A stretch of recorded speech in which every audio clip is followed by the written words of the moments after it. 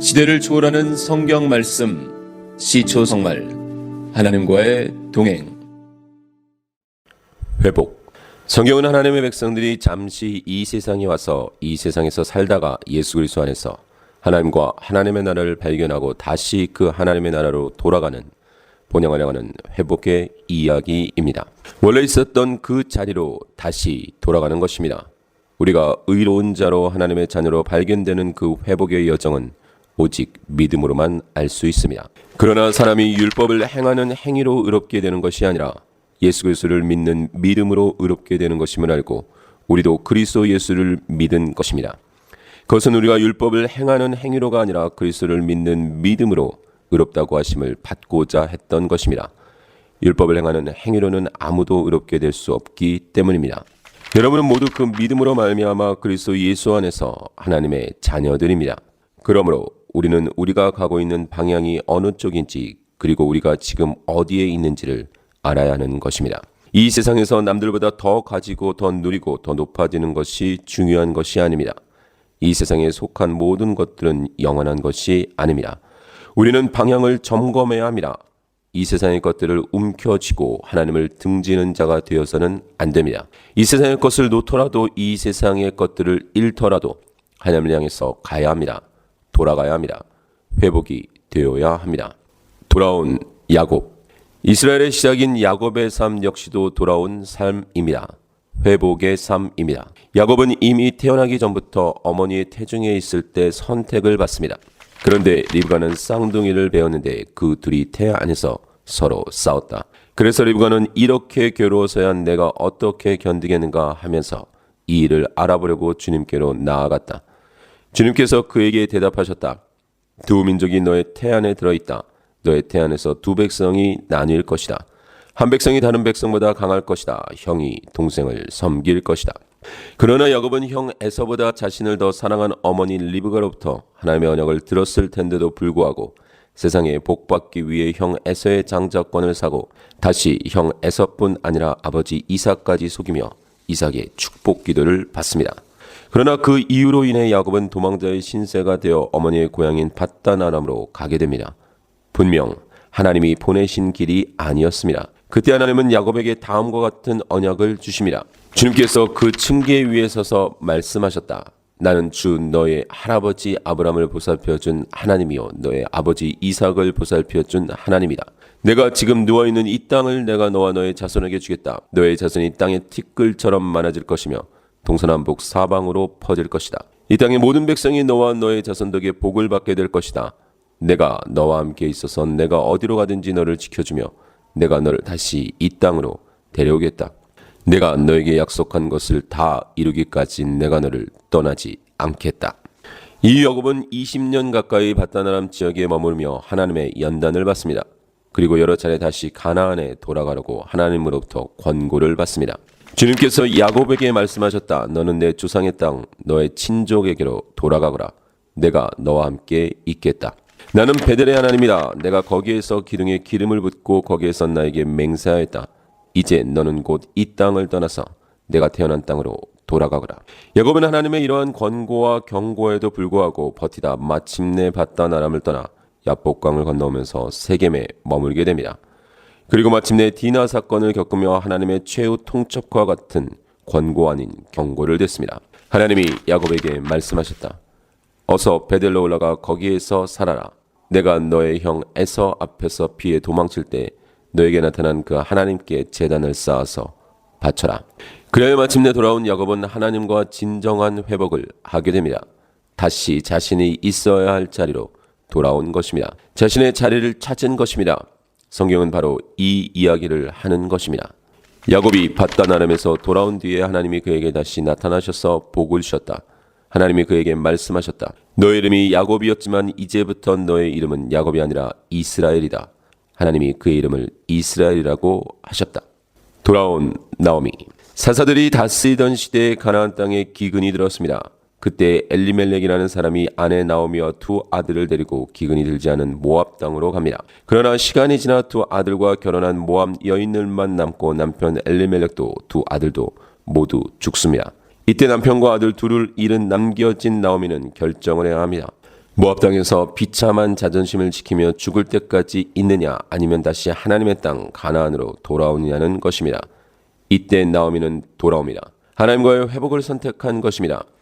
실제로 하나님이 범죄한 하나님의 백성을 징계하시는 도구 중에 기근이 있었습니다. 그러므로 이스라엘은 하나님과의 관계 회복에 마음을 두었어야 합니다.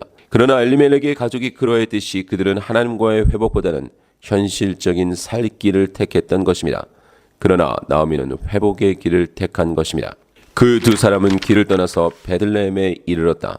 그들이 베들레헴에 이르니 온 마을이 떠들썩하였다. 아랑네들이 이게 정말 나오미인가 하고 말하였다. 나오미가 그들에게 대답하였다. 나를 나오미라고 부르지들 마십시오. 전능하신 분께서 나를 몹시도 괴롭게 하셨으니 이제는 나를 마라라고 부르십시오. 나는 가득 찬 채로 이곳을 떠났습니다. 그러나 주님께서는 나를 텅 비어서 돌아오게 하셨습니다. 주님께서 나를 치시고 전능하신 분께서 나를 불행하게 하셨는데 이제 나를 나오미라고 부를 까닭이 어디에 있겠습니까? 이렇게 하여 나오미는 모압 여인인 며느리 룻과 함께 모압 지방에서 돌아왔다. 그렇게 돌아온 나오미는 함께 모압을 떠나 가나안으로 온 며느리 모압 여인 룻이 보아스와 결혼을 하므로 다시 가나안에 정착을 하게 됩니다. 그렇습니다.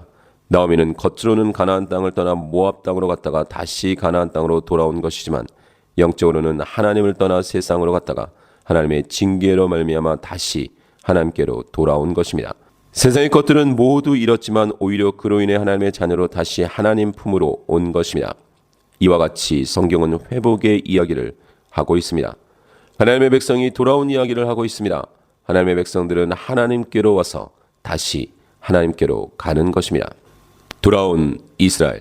우리는 일반적으로 한 나라로서의 이스라엘의 출발을 성경 전체에서 말하는 구원의 여정의 관점에서 출이집트, 홍해도화 사건으로 보는 것이 맞습니다. 이스라엘이라는 나라만을 보면 그렇게 볼 수 있으나 성경은 그 이전부터 이야기를 하고 있습니다. 먼저 하나님은 아브라함에게 출이집트를 이야기하십니다. 주님께서 아브라함에게 말씀하셨다. 너는 똑똑히 알고 있거라. 너의 자손이 다른 나라에서 나그네 살이를 하다가 마침내 종이 되어서 400년 동안 괴로움을 받을 것이다. 그러나 너의 자손을 종살이하게 한 그 나라를 내가 반드시 벌할 것이며 그 다음에 너의 자손이 재물을 많이 가지고 나올 것이다. 다시 말하면 이스라엘의 출발은 아브라함으로부터 말씀하시는 것입니다. 그리고 아브라함을 시작으로 이삭을 거쳐 야곱에게 와서 하나님은 야곱의 이름을 2번이나 이스라엘로 바꿔 주십니다. 그가 야곱에게 물었다. 너의 이름이 무엇이냐? 야곱이 대답하였다. 야곱입니다. 그 사람이 말하였다. 내가 하나님과도 겨루어 이겼고 사람과도 겨루어 이겼으니 이제 내 이름은 야곱이 아니라 이스라엘이다. 야곱이 밧단 아람에서 돌아온 뒤에 하나님이 그에게 다시 나타나셔서 복을 주셨다. 하나님이 그에게 말씀하셨다. 너의 이름이 야곱이었지만 이제부터 너의 이름은 야곱이 아니라 이스라엘이다. 하나님이 그의 이름을 이스라엘이라고 하셨다. 이렇게 하나님은 야곱의 이름을 2번이나 이스라엘로 바꾸신 이후 야곱을 이집트로 보내실 때 이스라엘이 아닌 야곱으로 부르십니다. 밤에 하나님이 환상 가운데서 야곱아 야곱아 하고 이스라엘을 부르셨다. 야곱은 제가 여기 있습니다 하고 대답하였다. 하나님이 말씀하셨다. 나는 하나님 곧 너의 아버지 하나님이다. 요셉이 너의 눈을 직접 감길 것이다. 그리고 하나님은 나도 너와 함께 이집트로 내려가다가 내가 반드시 너를 거기에서 데리고 나오겠다고 하십니다. 하나님은 야곱이 살아서 가나안을 들어오지 못할 것을 아셨습니다. 그럼에도 이렇게 말씀하신 것은 지금은 야곱과 야곱의 일행으로 들어가지만 이스라엘이 되어 나올 것이다 라는 것입니다. 그래서 이스라엘의 시작은 아브라함이며 야곱을 거쳐 이스라엘로 가는 것입니다. 그러므로 이스라엘은 이집트가 출발지가 아닌 것입니다. 아브라함과 이삭과 야곱의 하나님이 바로 이스라엘을 부르신 것입니다. 만일 하나님이 이집트를 출발지로 하시기를 뜻하셨다면 아브라함을 갈대아 우르에서 불러 가나안 땅이 아닌 이집트로 인도하셨을 것입니다. 그러나 그렇지 않습니다. 하나님은 이스라엘의 시작인 아브라함, 이삭 그리고 야곱을 가나안에 거하게 하시고 가나안에서 살게 하신 것입니다. 그리고 하나님의 때에 요셉을 앞세워 이집트에 보내시고 하나님의 백성을 이집트로 보내셨다가 다시 이집트에서 불러 가나안으로 돌아오게 하신 것입니다. 물론 가나안의 진정한 의미는 땅이 아닙니다. 하나님이 궁극적으로 하나님의 백성을 택하시고 출발시키시고 다시 부르신 곳은 우리 주 예수 그리스도 안인 것입니다. 그러므로 그리스도인은 바로 그 예수 그리스도의 사람이며 복음을 품은 자들인 것입니다.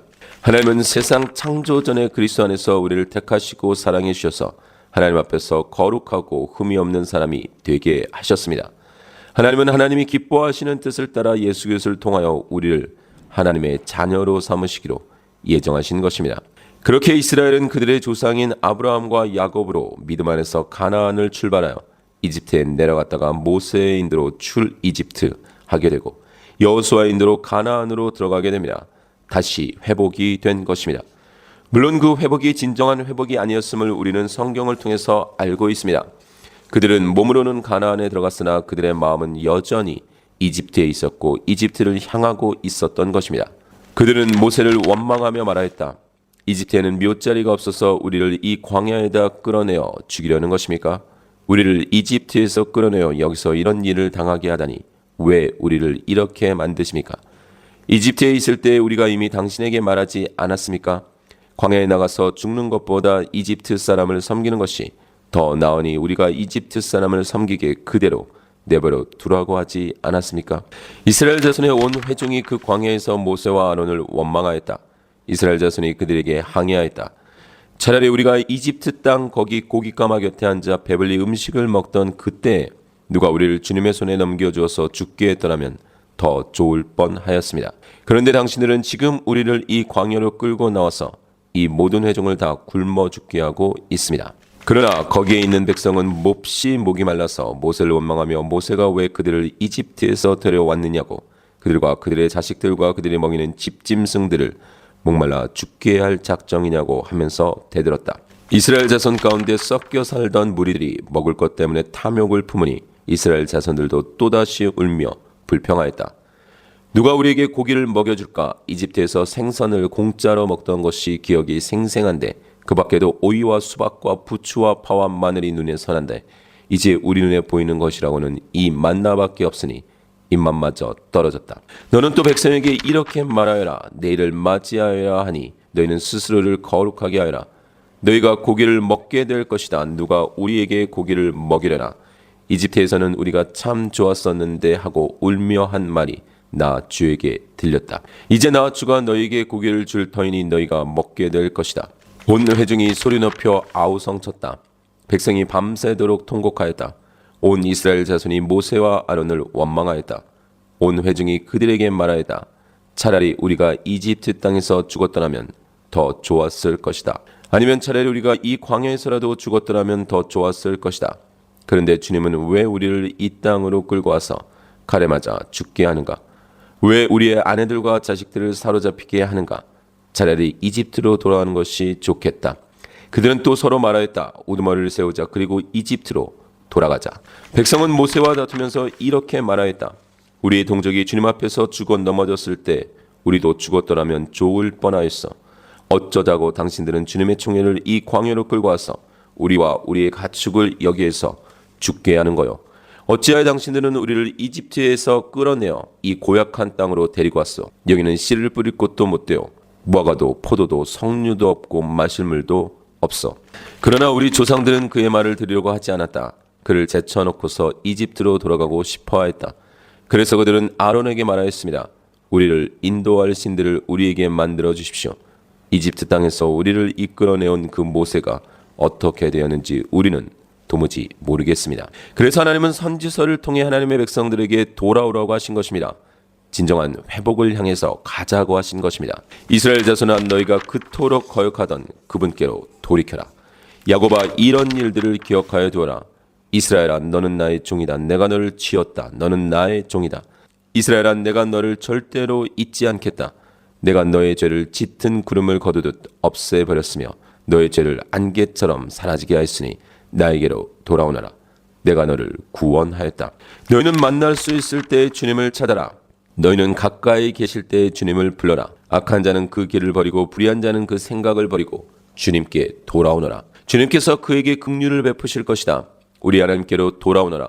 주님께서 너그럽게 용서하여 주실 것이다. 너는 북쪽으로 가서 이 모든 말을 선포하여라. 배신한 이스라엘아 돌아오너라. 나 주의 말이다. 내가 다시는 노한 얼굴로 너를 대하지 않겠다. 나는 자비로운 하나님이다. 나 주의 말이다. 내가 너를 영원히 품지는 않겠다. 다만 너는 너의 죄를 깨달아라. 너는 너의 주 하나님을 배반하고 떠나서 푸른 나무마다 찾아다니며 그 밑에서 다른 신들에게 너의 몸을 내맡겼으며 나에게 순종하지 않았다. 너는 이것을 깨달아라. 나 주의 말이다. 나를 배신한 자녀들아 돌아오너라. 나 주의 말이다. 내가 너의 보호자다. 내가 성읍마다 한 사람씩 가문마다 두 사람씩을 택하여 너희를 시온산으로 데려오겠다. 너희 변절한 자녀들아 내가 너희의 변절한 마음을 고쳐줄 터이니 나에게로 돌아오너라. 우리가 지금 주님께 돌아옵니다. 주님만이 주 우리의 하나님이심이라. 이스라엘아 정말로 내가 돌아올거든 어서 나에게로 돌아오너라. 나 주의 말이다. 내가 싫어하는 그 역겨운 우상들을 내가 보는 앞에서 버려라. 내 마음이 흔들리지 않게 하여라. 그러니 너희는 하나님께로 돌아오너라. 사랑과 정의를 지키며 너희 하나님에게만 희망을 두고 살아라. 이스라엘아 주 너희 하나님께로 돌아오너라. 내가 지은 죄가 너를 걸어 거꾸로 들였지만 너희는 말씀을 받들고 주님께로 돌아와서 이렇게 아뢰어라. 우리가 지은 모든 죄를 용서하여 주십시오. 우리를 자비롭게 받아 주십시오. 수송아지를 드리는 대신에 우리가 입술을 열어 주님을 찬양하겠습니다. 다시는 아시리아에게 우리를 살려달라고 호소하지 않겠습니다. 군말을 의지하지도 않겠습니다. 다시는 우리 손으로 만들어 놓은 우상을 우리 신이라고 고백하지도 않겠습니다. 고아를 가볍게 여기시는 분은 주님밖에 없습니다. 지금이라도 너희는 진심으로 회개하라. 나 주가 말한다. 금식하고 통곡하고 슬퍼하면서 나에게로 돌아오너라. 옷을 찢지 말고 마음을 찢어라. 주 너의 하나님께로 돌아오너라. 주님께서는 은혜롭고 자비로우시며 오래 참으시며 한결같은 사랑을 늘 베푸시고 불쌍히 여기는 마음이 많으셔서 뜻을 돌이켜 재앙을 거두기도 하신다. 나 주가 이스라엘 가문에 선고한다. 너희는 나를 찾아라. 그러면 산다. 너희는 베델을 찾지 말고 길갈로 들어가지 말고 브엘세바로 넘어가지 말아라. 길갈 주민들은 반드시 사로잡혀가고 베델은 폐허가 될 것이다. 너희는 주님을 찾아라. 그러면 산다. 그렇지 않으면 주님께서 요셉의 집에 불같이 달려드시어 베델을 살라버리실 것이니 그때에는 아무도 그 불 끄지 못할 것이다. 이제 주님께로 돌아가자. 주님께서 우리를 찢으셨으나 다시 싸매어 주시고 우리에게 상처를 내셨으나 다시 아물게 하신다. 이틀 뒤에 우리를 다시 살려주시고 사흘 만에 우리를 다시 일으켜 세우실 것이니 우리가 주님 앞에서 살 것이다. 우리가 주님을 알자. 애써 주님을 알자. 새벽마다 여명이 오듯이 주님께서도 그처럼 어김없이 오시고 해마다 쏟아지는 가을비처럼 오시고 땅을 적시는 봄비처럼 오신다. 성경은 그 회복을 이야기하고 있습니다. 세상에서 못 가지고 못 누리다 더 가지고 더 누리는 회복이 아닌 하나님과의 관계의 회복을 말하는 것입니다. 그 이야기를 하고 있는 것입니다. 바로 그것이 시편 저자들의 단언이었던 것입니다. 하나님, 주님께서 우리를 내버리시고 흩으시고 우리에게 노하셨으나 이제는 우리를 회복시켜 주십시오. 하나님, 우리를 회복시켜 주십시오. 우리가 구원을 받도록 주님의 빛나는 얼굴을 나타내어 주십시오. 돌아오는가, 돌아오게 되는가? 이제 우리는 아주 중요한 질문에 왔습니다. 회복의 주체가 누구에게 있느냐는 것입니다. 구약 성경을 통해 이스라엘의 역사를 통해 과연 이스라엘은 돌아오지 않은 것일까요? 아니면 돌아오지 못한 것일까요? 만일 돌아오지 않은 것이라면 다시 정신 차리고 더 노력해서 돌아오면 됩니다. 더 강한 율법을 만들고 더 잘 가르치고 훈련시켜서 하나님의 명령에 온전히 순종하는 하나님의 백성이 되면 되고 그러한 백성을 만들면 되는 것입니다. 그런데 성경은 그들이 돌아오지 않은 것이 아니라 그들의 힘으로는 돌아올 수 없다고 합니다. 의인은 한 사람도 없기 때문입니다.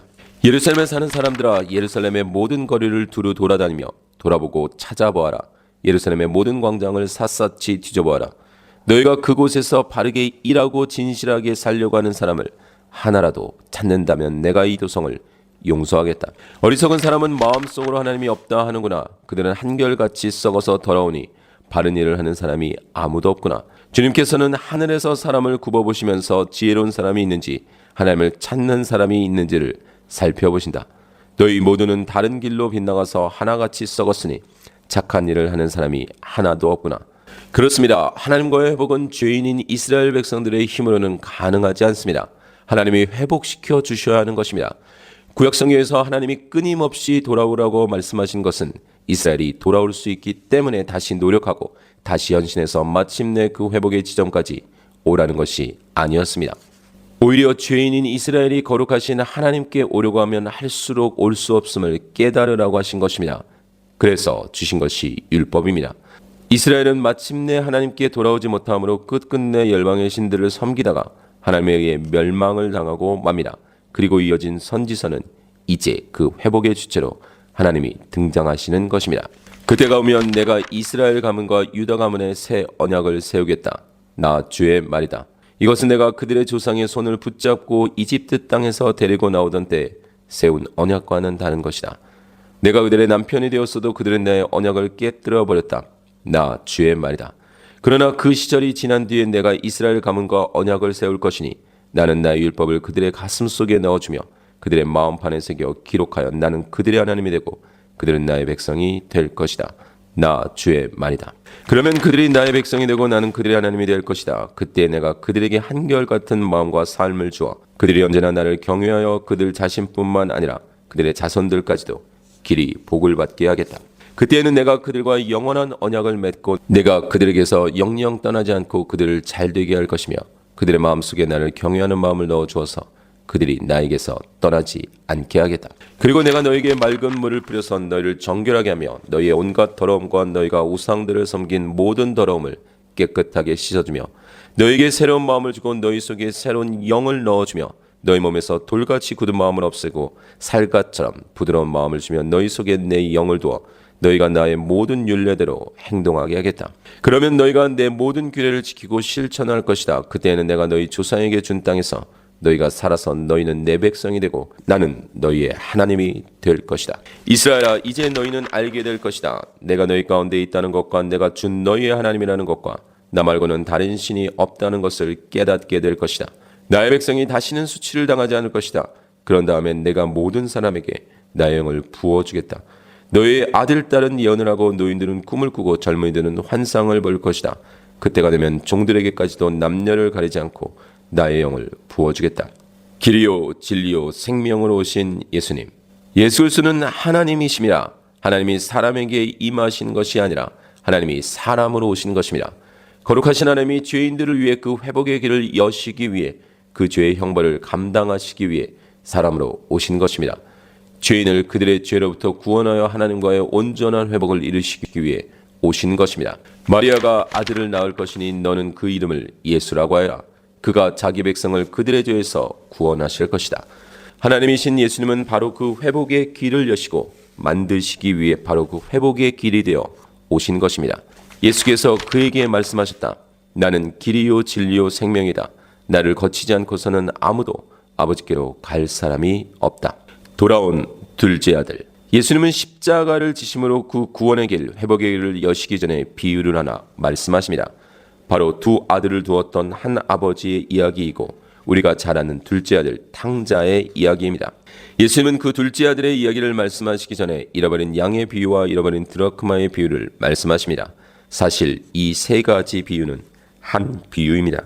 같은 의미를 가진 비유라는 것입니다. 목자를 벗어나 길을 잃은 양이 스스로의 힘으로 돌아온다는 것은 불가능한 일입니다.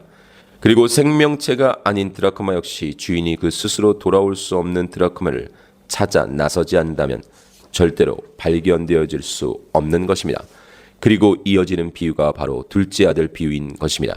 둘째 아들은 아버지가 생전에 살아계심에도 재산 가운데 내게 돌아올 몫을 달라고 하여 받아내고 마침내 아버지를 떠나 먼 지방으로 갑니다. 결론적으로는 시간이 지나 둘째 아들이 돌아왔습니다. 그런데 만일 둘째 아들이 아버지를 떠나 간 곳에서의 상황이 형통하였다면 절대로 돌아오지 않았을 것입니다.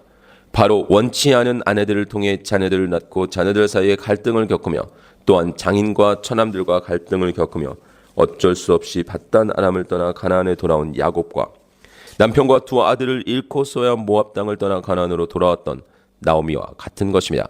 둘째 아들의 형편은 갈수록 절망에 가까웠습니다. 먼저 방탕한 상황을 통해 가져간 재산을 낭비하였고 마침내 모든 것을 탕진하였습니다.